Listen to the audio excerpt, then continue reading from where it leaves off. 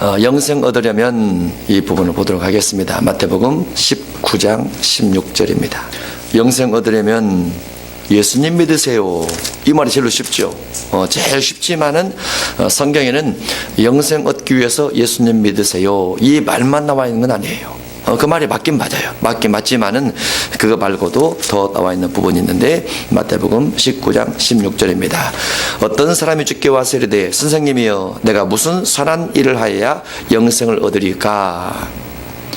예수께서 이르시되 어찌하여 선한 일을 내게 묻느냐? 선한 이는 오직 한 분이시니라. 지극히 선한 것이 있다고 그랬죠. 무엇이라고 그랬죠? 율법의 교훈. 그게 지극히 선한 것이라고 그랬죠. 지극히 선한 분은 누구이냐? 하나님 한 분 외에는 없다라고 되어 있어요. 그런데 16절에서 영생에 대한 질문을 던졌는데, 예수님께서 17절에 한 분은 하나님밖에 없는데 내가 생명에 들어가려면, 다른 말로 영생에 들어가려면 계명들을 지키라라고 되어 있어요. 그래서 영생 얻으려면 무엇을 해야 돼요?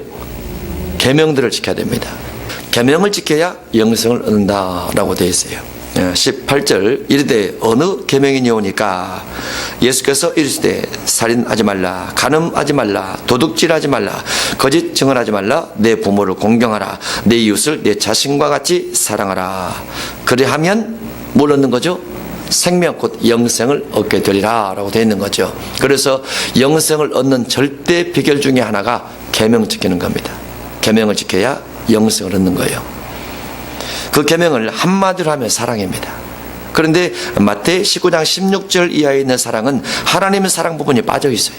이 부분에는 이웃 사랑 부분만 들어 있습니다. 그리고 20절 그 청년이 이르되 이 모든 것을 내가 지켜 싸운데 아직도 무엇이 부족하니까? 무엇이 부족하니까? 뭐 하기 위해서? 영생을 얻기 위해서 무엇이 부족합니까? 라고 묻는단 말이죠. 예수께서 이르시되 내가 온전하고자 할진대, 내가 온전히 부족함 없이 영생을 얻고자 할진대 가서 내 소유를 팔아 가난한 자들에게 주라. 이것이 영생을 얻기 위한 마지막 조건 중 하나입니다. 소유를 팔아서 가난한 자들에게 주라. 그리하면 하늘에서 보화가 내게 있으리라. 이 보화는 무엇일까요? 문명을 하면 영생입니다. 하늘의 영생을 얻으리라 그 말이죠. 그러면 하늘의 영생을 얻으려면 하늘의 영생을 얻는 것이 온전케 되는 것이고, 온전케 되려면 소유를 팔고 가난한 자들에게 주라라고 되어 있어요. 그리고 와서 나를 따르라. 예수님 따르라. 예수님 따라가면 어떤 인생을 사는 겁니까? 예수님 따라가면 사랑하는 인생을 살아요. 예수님 자신이 사랑하기 때문에. 그 청년이 재물이 많음으로 이 말씀을 듣고 근심하며 가니라 라고 되어 있습니다. 역시 이 부분도 이웃사랑인데 이 하나님의 사랑 부분이 빠져있는 부분에서 마지막 부분에서 이웃사랑이 들어가고, 이웃사랑 부분이 하나님의 사랑 부분으로 연계돼서 들어갑니다. 연계돼서. 그래서 1계명, 2계명, 3계명, 4계명처럼 10계명이 되어 있는 그 부분이 빠져 있음에도 불구하고 마지막에 있는 소유를 팔아서 이웃을 구제하는 이 부분이 마태복음 25장 31절 이하에서 지극히 작은 자 하나에게 한 것이 곧 나에게 한 것이라 해서 하나님 사랑 부분으로 연결해서 들어가죠.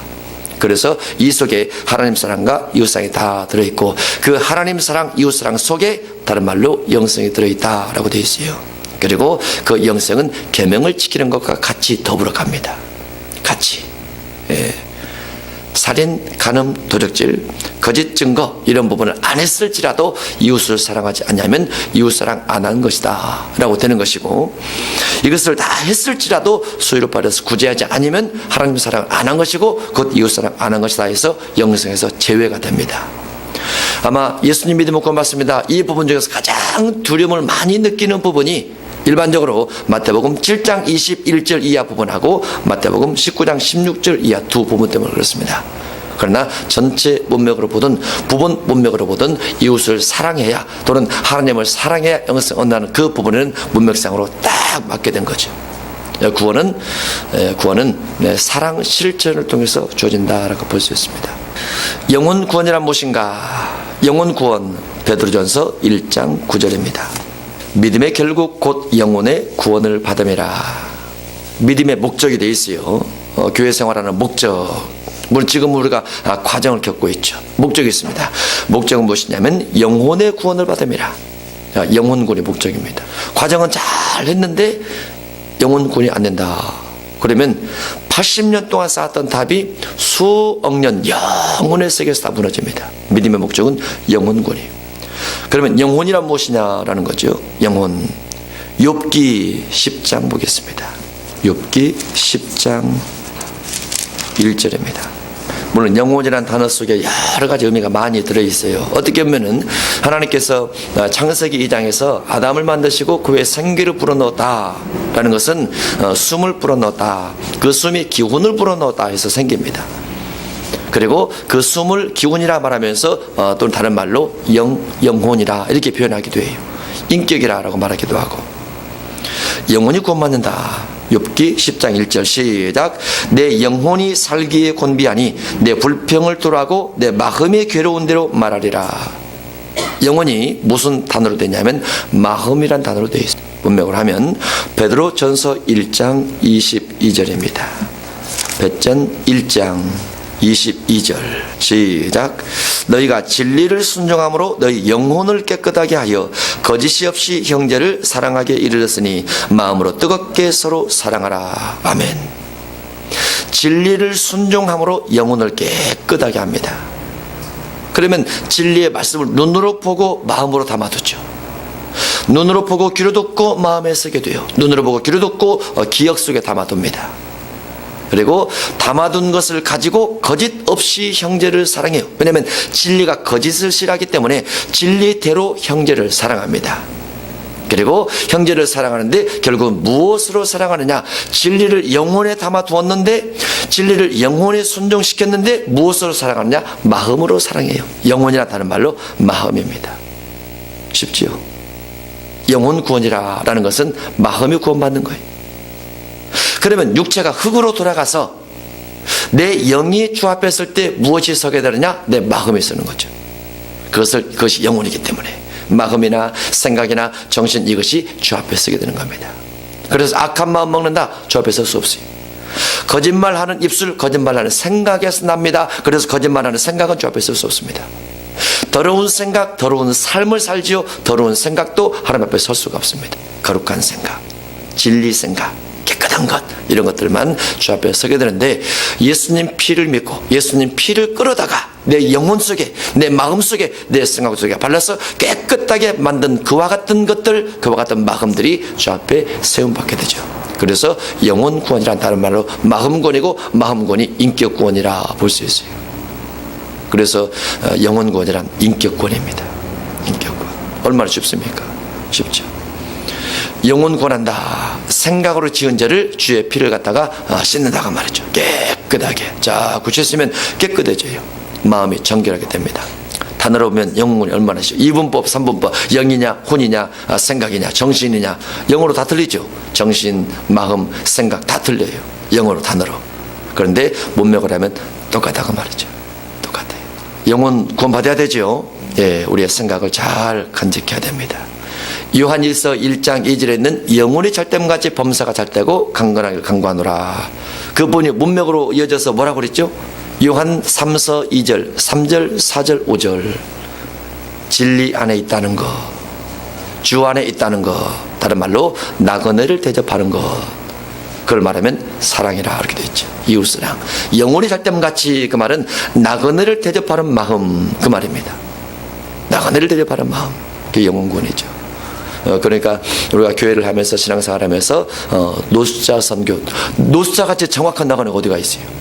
가장 정확한 나그네가 노숙자죠. 아브라함이 나그네를 대접했죠. 지나가는 사람을 대접한 거죠. 노숙자예요. 노숙자. 가장 정확한 나그네 대접, 노숙자입니다. 그렇다고 해서 우리가 대접받으려고 노숙자 되면 안 돼요. 요한복음 21장 15절 어린 양을 먹이라 보겠습니다. 요한복음 21장 15절 이하에 내 양을 먹이라, 내 어린 양을, 내 양을 치라, 내가 날 사랑하느냐. 이 부분에서 가장 많이 들은 설교는 로고스 사랑이냐, 에로스 사랑이냐, 필레오 사랑이냐, 이게 제일 많이 들었던 것 같아요. 근데 정작 내 어린 양이 누구인가? 이걸 한 번도 들어본 적이 없어요. 요한복음 21장 15절입니다. 그들이 조반 먹은 후에 예수께서 시몬 베드로에게 이르시되 요한의 아들 시몬아 내가 이 사람들보다 나를 더 사랑하느냐 하시니 이르되 주님 그러나이다. 내가 주님을 사랑하는 줄 주께서 아시나이다. 이르시되 내 어린 양을 먹이라. 내가 누굽니까? 예수님이십니다. 예수님의 양들이 있다고 말이죠. 예수님의 양들이란 예수님께서 우리에게 맡겨주신 성도를 말해요. 예수님의 성도입니다. 예수님의 성도인데 이 성도 중에서 어린 성도가 있어요. 어린 성도. 어린 성도가 누구라고요? 신앙의 초신자를 말합니다. 초신자. 40이 돼서 교회를 다니든 60대에서 교회를 다니든 80대에서 교회를 다니든 그 성도는 초신자예요. 그게 어린 양입니다. 예수님께서 보내준 그 어린 양에게 먹이라고 말이죠. 뭘 먹여야 돼요? 짐승으로 보면 꼴을 먹여야죠. 사람으로 보면 뭘 먹여야 돼요? 말씀을 먹이는 겁니다. 성경을 먹이는 거죠. 그래서 신앙의 단계가 이 속에 들어갑니다. 처음 교회 다니는 사람에게는 이와 같은 말씀을 먹이라. 문맥 처음 배우는 분들에게 뭘 먹여야 돼요? 오늘 가르치는 것, 이와 같은 것들을 먹이는 것이죠. 가장 기본적인 것. 내 어린 양을 먹이라. 예, 그래서 신앙생활 속에 초신자에게 먹일 말씀이 있고 중급 신자에게 먹일 말씀이 있고 고급 신자에게 먹일 말씀이 있어요. 그대로 가르치면 됩니다. 그런데 초신자가 고급 걸 먹으면 체해요. 그러죠? 중급 신자가 중급 걸 먹으면 약하다 생각을 하고 고급 걸 먹으면 지나치다라고 생각을 하죠. 그래서 문맥도 똑같습니다. 문맥을 처음에 배울 단계가 쫙 있어요.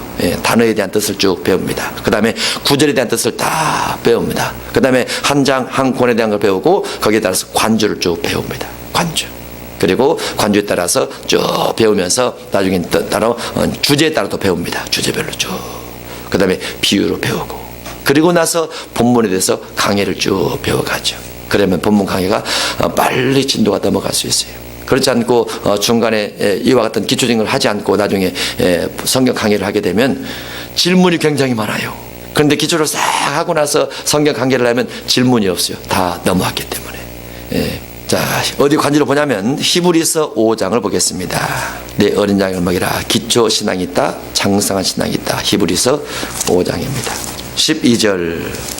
때가 오래되었으므로 너희가 마땅히 선생이 되었을 터인데 너희가 다시 하나님 말씀의 초보에 대하여 하나님 말씀에 대한 초보에 대해서 누구에게서 가르침을 받아야 할 처지니 단단한 음식은 못 먹고 젖이나 먹어야 할 자가 되었도다. 초보 신앙이 있더라. 젖 먹는 신앙이 있더라고 말이죠. 이는 젖을 먹는 자마다 어린아이니 의의 말씀을 경험하지 못한 자요 단단한 음식은 장성한 자의 것이니 그들은 지각을 사용함으로 연단을 받아 선악을 분별하는 자들이니라. 젖 먹는 신앙이 있고 장성한 신앙이 있더라 라고 구분되어 있습니다. 다음 은사복음에 대해서 살펴보도록 하겠습니다. 고린도전서 1장입니다. 7절입니다. 고전 1장 7절. 너희가 모든 은사에 부족함이 없이 우리 주 예수 그리스도의 나타나심을 기다림이라. 모든 은사에 부족함이 없어요. 그래서 예수님께서 재림하시는 것을 꿈을 꾸고 있습니다.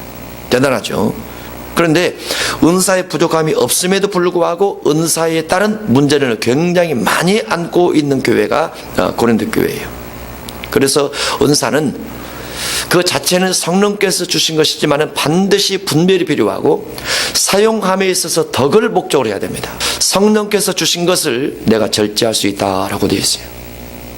성령께서 방언을 주시고 성령께서 예언을 주시지만은 절제할 수 있다라고 되어 있어요.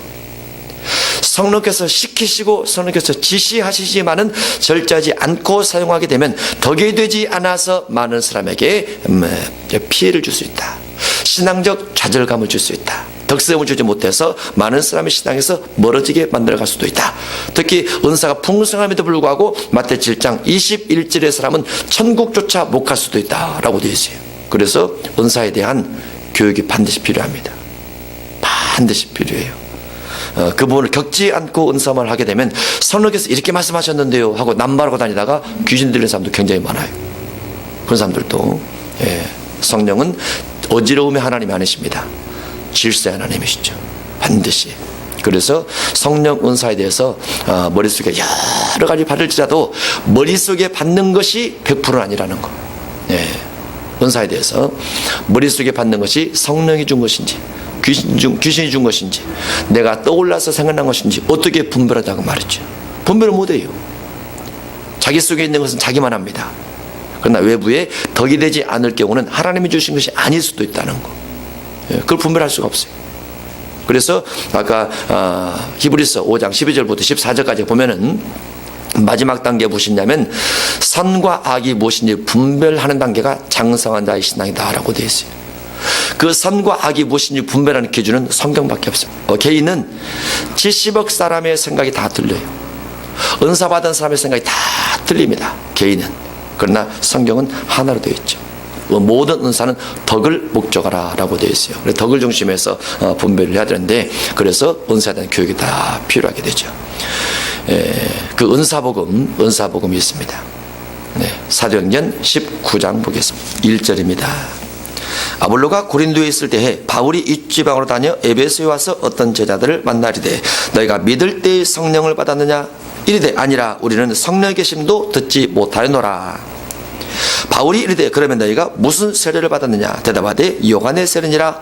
바울이 이르되 요한이 회개해 세례를 베풀며 백성에게 말하되 내 뒤에 오시는 이를 믿으라 하였으니 이는 곧 예수라 하거늘 그들이 듣고 주 예수의 이름으로 세례를 받으니 바울이 그들에게 안수함에 성령이 그들에게 임하심으로 방언도 하고 예언도 하니 모두 12사람쯤 되니라.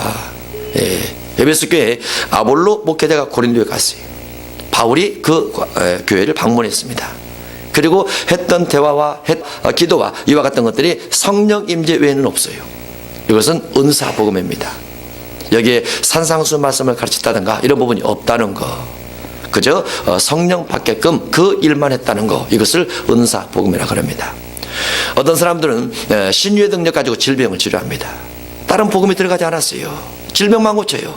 그런 것들은 건강복음입니다. 건강복음. 건강복음이나 은사복음이나 이 복음 속에 반드시 들어야 될 것이 그와 같은 것을 중심해서 반드시 천국복음에 들어가야 돼요. 천국복음에 빠진 건강복음이나 은사복음은 무익할 수도 있다는 거. 무익할 수도 반드시 포함되어 있어야 됩니다. 아주 중요하죠. 그러나 은사복음하고 천국복음하고 이와 같은 것들을 깨닫지 못하면 은사가 곧 천국복음으로 알고 있어요. 대부분 사람들 건강복음이 곧 전국복음을 알고 있어요. 하나님께서 알아서 하시겠지. 안 합니다. 내가 전달한 것만 전달되게 되는 거예요. 은사를 전달하면 그것만 전달됩니다. 그 속에 천국복음을 더 넣지 않거나 말씀을 가르치지 않으면 그건 없는 거예요. 그것은.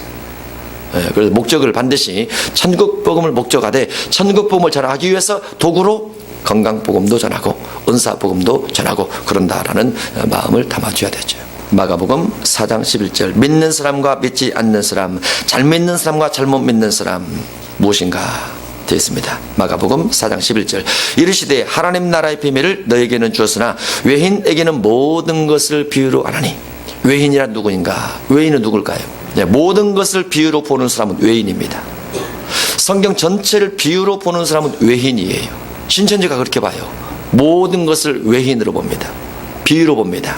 신천지는 다 비유로 봐요. 비유로 보면 외인입니다. 주님의 제자가 아니에요. 거기는 비유로 볼 때는 비유로 써진 것만 비유로 보면 됩니다. 그 다음에 의란 무엇인가? 의란 무엇인가? 의가 단어로 하면은 사람으로서 지키고 행해야 될 도리입니다. 단의 뜻으로 하면. 그러나 성경 안에서는 두 가지 의미가 있는데, 한 가지는 로마서 3장 23절 이하에 예수님을 믿으면 의롭다라고 되어 있어요. 그런 한 파트가 있습니다. 예수님 믿음으로 의롭게 되는 한 파트가 있어요. 그러나 로마서 2장 13절을 보면 믿음으로 의가 아니고 행함으로 받는 의가 있습니다. 로마서 2장 13절입니다. 하나님 앞에서는 율법을 듣는 자가 의인이 아니요 오직 율법을 행하는 자라야 의롭다 하심을 얻으리라. 율법을 행동해야 의롭다. 예수님 믿는 사람의 의가 있어요. 믿은 다음에 무엇을 할 것인가? 믿은 다음에 행동해야 된다고 말이죠. 그래야 의롭다 맞습니다. 그래서 이 두 가지가 합쳐진 사람의 의인이 됩니다. 합쳐진 사람이 마태복음 25장 31절 이하에는 양과 염소가 나오는데 그 양들을 향해서, 하나님 보좌 우편에 있는 양들을 향해서 하는 말이 의인들이라 라고 되어 있어요. 거기서 말한 의인들이란 행동의 의를 말합니다. 지극히 작은 자에게 무엇을 한 자, 이것을 의인이라 라고 말하고 있죠. 그래서 의인이라는 단어는 행함의 의와 예수님 믿는 의 두 가지가 다 포함되어 있다라고 볼 수 있습니다. 마태복음 9장 11절. 의인과 죄인은 누구인가? 11절 이하. 바리새인들이 보고 그의 제자들에게 이르되 어찌하여 너 선생은 세리와 죄인들과 함께 잡수시느냐? 예수께서 들으시고 이르시되 건강한 자에게는 의사가 쓸데없고. 건강한 자는 누굴까요? 바리새인들을 말합니다. 의사 누굴까요? 예수님이십니다. 자신들이 의인이라고 생각하는 그들에게는 건강하다라고 예수님께서 말하면서 너희들에게는 예수님이 필요 없다라고 말하고 있습니다. 병든 자에게라야 쓸데 있느니라. 병든 자는 세리와 죄인들을 말합니다. 그들에게는 예수님께서 의사로서 필요하죠. 너희는 가서 내가 공의를 원하고 제사를 원하지 아니하노라 하신 뜻이 무엇인지 배우라. 나는 의인을 부르러 온 것이 아니요. 여기서 말한 의인은 바리새인들을 말합니다. 다른 말로 자칭 의인입니다. 스스로 어렵다라고 생각하는 사람에게는 예수님께서 필요치 않죠. 예수님께서 그들을 부르지도 않습니다. 예수님은 죄인을 부르러 왔노라. 스스로 죄인이다라고 말한 세리와 죄인들을 예수님은 찾으러 왔다라고 되어 있어요. 그래서 똑같은 단어지만, 의인이라는 똑같은 단어지만은 저는 문맥을 통해서 죄인을 말하고 있는지 아니면 지극히 작은 자를 돕는 그와 같은 사람 말하고 있는지 틀리단 말이죠. 단어 중심으로 성경 보면 절대 안 됩니다. 반드시 문맥으로 성경을 봐야 된다라고 볼 수 있어요. 마태복음 21장 32절입니다. 요한의 의의 도가 무엇인지 보도록 하겠습니다. 요한이 의의 도로 너에게 왔거늘 너희는 그를 믿지 아니하였으되 세리와 장녀는 믿었으며 너희는 이것을 보고도 끝내 뉘우쳐 믿지 아니하였도다. 요한의 의의 도가 있습니다. 요한이 의롭게 살으시오라고 설교한 부분이 있어요. 그리고 요한이 의롭게 살아라 그 말을 세리와 장녀는 믿고 실행했더라 그 말이죠. 뭐 하면서? 뉘우치면서. 어떤 사람은 뉘우침과 회개가 틀린다 그런데 거의 문맥상으로 같습니다. 가룟 유다는 회개를 하지 않고 뉘우쳤기 때문에 지옥 갔고, 베드로는 뉘우치지 않고 회개를 했기 때문에 지옥 갔다. 그 말이 아니에요. 그런 것들이. 가룟 유다가 지옥 간 이유가 무엇이라고요? 회개를 안 해서. 뭘 하고? 자살하고 회개를 안 해서. 가룟 유다는 자살을 해서 회개치 않았잖아요. 가룟 유다가 예수님 앞에 지은 죄는 예수님 팔았던 거죠. 그런데 예수님께서 죄가 없음을 나중에 알았어요. 내가 무지한 자를 팔고 죄를 범하였도다 라고 자기 죄를 인정을 했어요. 가룟 유다가 인정을 하고 돈을 받은 돈을 다시 갖다 주죠. 우리가 회개를 해도 받은 돈을 갖다 주진 않잖아요. 가룟 유다가 갖다 줬어요. 그리고 무지한 자의 피를 팔았다라고 고백까지 했고, 베드로는 예수님 모른다 부인하고 저주하고 맹세까지 했는데 예수님께 가서 잘못했으면 했어요, 안 했어요? 안 했단 말이죠. 그냥 대선통곡만 했을 뿐이죠. 베드로는 회개를 했단 말이죠. 그리고 가룟 유다는 회개를 안 하더라. 천국은 무엇으로 가는 거죠? 회개해서 죄산 받는 걸로 가는 거죠. 지옥 가는 사람은 왜 지옥 가는 거죠? 죄가 용서되지 않아서 가는 거죠. 예수님의 피의 의미가 뭐죠? 원죄 사함이죠. 회개함을 통해서 자범죄 사함이죠. 예수님의 십자가 피는 죄사함과 관련되어 있어요. 절대적으로 죄사함과 관련되어 있습니다. 그런데 그 피를 믿는 믿음이란 다른 말로 죄사함을 믿는 믿음이라고 말이죠. 예수 믿으면, 예수라는 이름을 믿으면 구원받는 이유가 뭐예요? 예수 이름 속에 들어있는 의미 때문에. 이는 그가 자기 백성을 저희 죄에서 사하실 자미라. 죄사함이 이름 속에 들어있기 때문에 죄사함 받아서 구원이 되는 것이죠. 가룟 유다의 구원받지 못한 것은 회개치 않아서 그렇다라고 볼 수 있어요. 세리와 장녀는 세례 요한의 설교를 듣고 뉘우쳐 믿었어요. 그리고 주님은 그들이 구원을 받을 것처럼 말씀하시죠. 그러면 요한의 의의 도란 무엇인가? 요한의 의의 도 누가복음 3장입니다. 11절 이하에 되어 있습니다. 네 가지가 되어 있습니다. 옷 2벌 있는 자는 옷 없는 자에게 나눠줄 것이요. 옷 나눠주는 것이 의의 도입니다. 먹을 것이 있는 자도 그렇게 할 것이니라. 먹을 것을 나눠주는 것이 의의 도입니다. 세리들도 세례를 받고자 하여 와서 이르되 선생님 우리는 무엇을 하리까 하며 이르되 부가된 것 외에는 거두지 말라. 공무원은 부가된 것만 거두라. 14절 군인들도 물어 이르되 우리는 무엇을 하리까 하며 이르되 사람에게서 강탈하지 말며 거짓으로 고발하지 말고 받는 급료를 족한 줄로 알라 하니라. 이게 요한의 의의 도입니다. 힘 있다고 힘 없는 사람 강탈하지 말라 그 말이죠. 핍박하거나 억압하거나 왕따시키지 말라 그 말이죠. 봉급받으면 족한 줄로 알라 이렇게 됐습니다. 요한의 의의 도입니다. 로마서 2장 14절입니다. 이방인도 율법이 있더라. 예수님 믿는 사람도 율법이 있죠. 모세 율법, 구약은, 신약은 예수님의 율법입니다. 이방인도 율법이 있습니다. 로마서 2장 14절. 율법 없는 이방인이 본성으로 율법의 일을 행할 때에는, 율법이 없지만 본성으로 율법의 일을 행할 때는 해서 본성 율법이라고 합니다. 본성으로 율법의 일을 행할 때는 이 사람은 율법이 없지만 자기가 자기에게 율법이 되나니, 무엇이? 본성이 율법이 되나니, 이런 이들은 그 양심의 증거가 되어, 본성이 뭘로 바뀌었어요? 양심의 증거가 되어 양심율법으로 바뀌었습니다. 양심율법. 그 생각들이 양심율법 생각으로 바뀌었어요. 양심이 생각. 그러면 생각이 율법이라고 말했죠. 본성, 양심, 생각이 율법이에요. 생각들이 서로 혹은 고발하며 마음에서 갈등을 느끼죠. 이 일을 할 것인가 말 것인가. 지나가다가 뭘 주었어요. 주어서 팥주스에 갖다 줄 것인가 내가 쓸 것인가. 갈등을 느끼죠. 어디를 갈 것인가 말 것인가. 선한 일을 할 것인가 말 것인가. 도와줄 것인가 말 것인가. 갈등을 느끼는 것을 서로 혹은 고발하며 라고 되어 있습니다. 혹은 변명하여 그 마음에 새긴 율법의 행위를 나타내느니라. 그래서 마음으로도 바뀌었습니다. 그러면 본성, 양심, 생각, 마음, 이것을 영혼이라고 합니다. 영혼. 그 마음에 새긴 율법의 행위를 나타내느니라. 그러면 믿지 않는 사람은 무엇을 가지고 심판을 받는다고요? 양심을 가지고 심판을 받는 거예요. 어느 때예요? 16절. 곧 나의 복음의 이름과 같이 하나님의 예수 그리스도로 말미암아 사람들의 은밀한 것을 심판하신 그 날, 심판 날에 양심을 중심해서 심판을 받습니다. 그래서 우리가 교회 다니면서 가장 많이 질문하는 것 중에, 복음에 들어가지 않는 지역에 사는 사람은 어떻게 심판받습니까? 이 말을 많이 하죠. 복음에 들어가지 않는 지역에 살던 사람들, 우리나라 복음이 200년 전에 들어왔어요. 그러면 300년 전에 살던 사람은 어떻게 됩니까? 양심에 따라 심판받아요.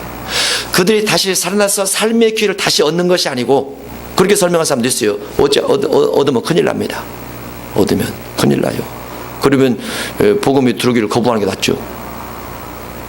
그러면 한 번 더 살다가 주님을 영접할 수 있으니까. 그런 게 아니에요. 그런 게 아니고 양심에 따른 심판을 받는다라고 되어 있어요. 그 은밀한 것을 심판하시는 그 날이 언제입니까? 계시록 20장 11절이야 백보라 심판때입니다. 그래서 죽은 자들 다 살아나서 거기서 재판을 받습니다. 양심, 본성, 이런 것들에 대한 심판이 있다라는 거죠. 창세기 32장 28절입니다. 이스라엘이란 무엇인가? 창세기 32장 28절입니다. 문맥으로 보는 부분이 글에 대해서 단어의 습관이 돼야 돼요. 습관. 그래야 자꾸 습관이 돼야 우리가 혼자 볼 때도 보입니다. 그렇지 않으면 안 보여요. 저는 이제 이 하나하나 단어를 하고 있지만은 이 하나하나 깨닫는데 진짜 시간이 많이 걸리고 하나하나 깨달으면서 굉장히 기쁨이 컸던 단어들이에요. 이런 것들이. 우리가 그냥 배우지만 정말로 행복했어요. 창세기 32장 28절 시작. 그가 이르되 내 이름을 다시는 야곱이라 부를 것이 아니요 이스라엘이라 부를 것이니 이는 내가 하나님과 및 사람들과 겨루어 이겼음이니라. 이 이름이 정말 안 좋은 이름이에요. 좋은 이름 같으죠. 야곱이 하나님과 싸우고 이겼다. 대단하죠. 원래 누가 이겨야 돼요? 하나님이 이겨야 되죠. 근데 야곱이 이겼어요. 그래서 야곱의 이름을 바꿔주십니다. 하나님과 싸워서 이겼다라고 바꿔주세요. 그런데 이스라엘은 지금도 하나님과 싸워서 이기고 있어요. 예수님 당시에도 예수님을 죽여버렸어요. 하나님을 죽여버렸어요. 얼마나 대단해요. 하나님을 죽여버렸으니까. 야곱이 하나님과 싸워서 이기고 그 후손 가운데서 예수님을 싸워서 죽여버렸어요. 지금도 이스라엘 민족은 하나님과 싸워 이기고 있어요. 예수님을 거부하고 있죠. 별로 안 좋은 이름이에요. 그래서 유대 교육 받으면 돼, 안 돼요? 안 되는 거예요. 유대 교육 받으면. 무슨 교육 받아야 되느냐? 신약 교육을 받아야 돼요. 유대 교육은 구약이니까. 구약을 많이 배우면 누구를 죽여요? 예수님을 죽여요. 또 누구를 죽여요? 기독교인을 죽이게 돼 있어요. 그래서 종말시대에 자칭 유대인이라 하는 자들이 그들이 가지고 있는 유대 신앙 가지고 개신교도들을 죽이게 돼 있는 거예요.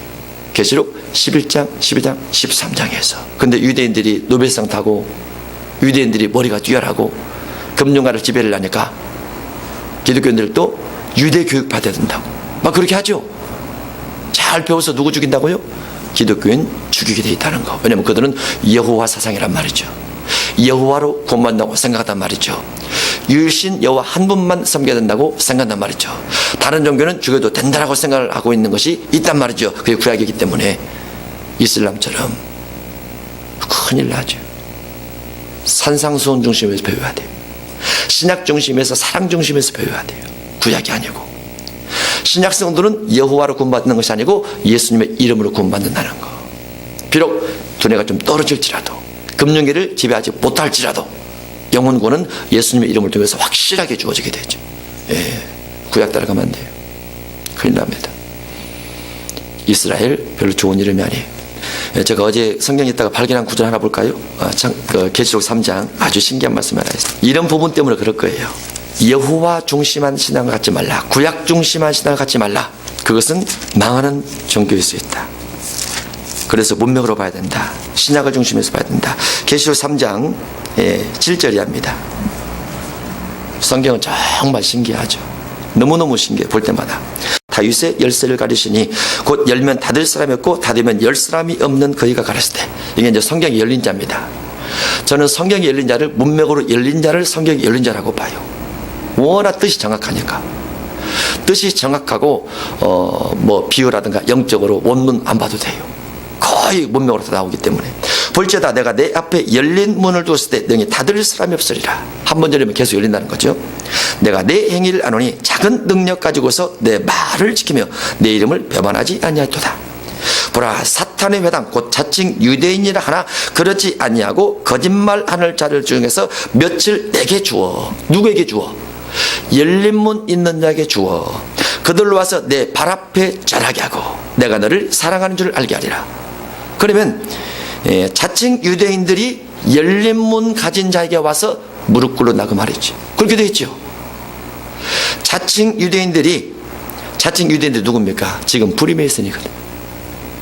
브리메이슨.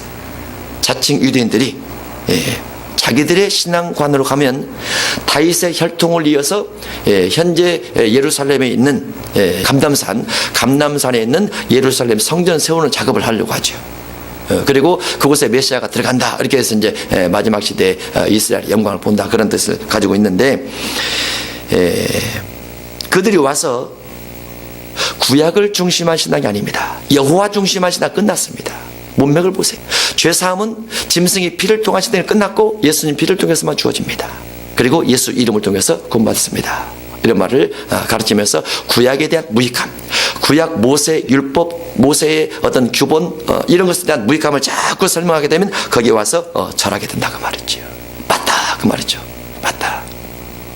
이렇게 문맥으로 보면 정확하니까. 그래서 하나님께서 문맥을 절대로 가만두지 않겠다. 반드시 쓰리라. 반드시 마지막 시대에 쓰리라. 이런 부분을 충분히 제가 이해를 하죠.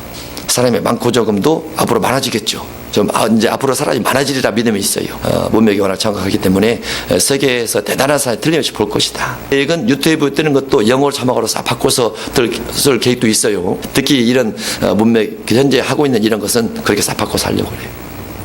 문맥의 단어 설명이나 그 다음에 관주 단어 설명 이런 부분들은 그중에서 문맥은 제가 굉장히 신경 써서 이 부분 그대로 유튜브에서 영어로 번역해서 싹 올리려고 생각하고 있어요. 무릎 꿇게 돼 있다. 그 자칭 유대인들이 무릎 꿇게 돼 있다라고, 열린 문 속에 무릎 꿇게 돼 있다라고 되어 있어요. 마태복음 1장 보겠습니다. 마태복음 1장 23절 아들을 낳으리니 이름을 예수라 하라. 이는 그가 자기 백성을 그들의 죄에서 구원할 자이심이라 하니라. 아멘. 임마누엘은 무엇인가?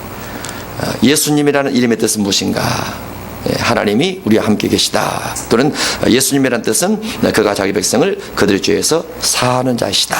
구원할 자이시다. 이렇게 되어 있습니다. 예수, 그 다음에 23절 임마누엘, 하나님이 우리와 함께 계시다. 이렇게 되어 있습니다. 마태복음 8장 26절입니다. 작은 믿음이란 무엇인가?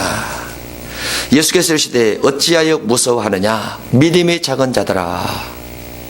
믿음이 왜 작아요? 무서워하기 때문에.